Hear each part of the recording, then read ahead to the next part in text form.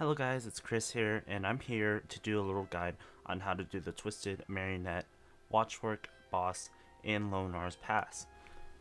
Let's start out with the layout of the whole entire terrain. There's going to be 5 lanes leading up to the Marionette Watchwork, along with 5 little platforms that you have to defeat a champion on. Each lane has a turn to go inside of the Marionette Watchwork area. Basically, while one lane is attacking the Marionette, 4 other lanes have to be defending, otherwise the Aether Blade Cannon Laser will go all the way up and it will kill everyone. Alright, and so let's go on to the lanes. It doesn't really matter how you number them or how you label them, they are all the same. My server does it backwards. We do 1 through 5 starting with the first lane that goes in, and it just gets confusing with other servers as well. But you can either name it south, southwest, middle, northwest, and north. That works best for our server. I don't know how it works best for you, but that's how it works here on my server. Now let's go into what you'll be doing in terms of defending.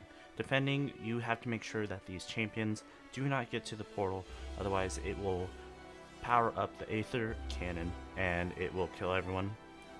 So you want one group attacking the champions at the spawn, and then make sure that they chase them down and make sure that they don't get to the little icon of the shield. Even though that you have these people defending the champions going to the gates or the portals, you want a small group to stay back to make sure that any molten, toxic, or aether blades don't destroy your siege or your barricades. So you need a small group to stay up by the gate to make sure that it doesn't get destroyed.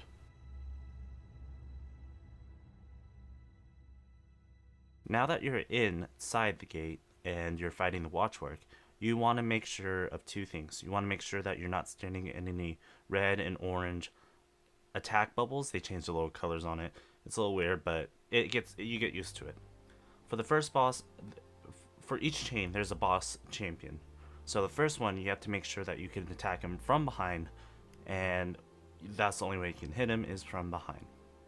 The second boss drops these mines, and you have to make the champion boss, run into the mines to stun it so you can damage it. Otherwise you can't attack it, you can't do damage to it, it goes invulnerable.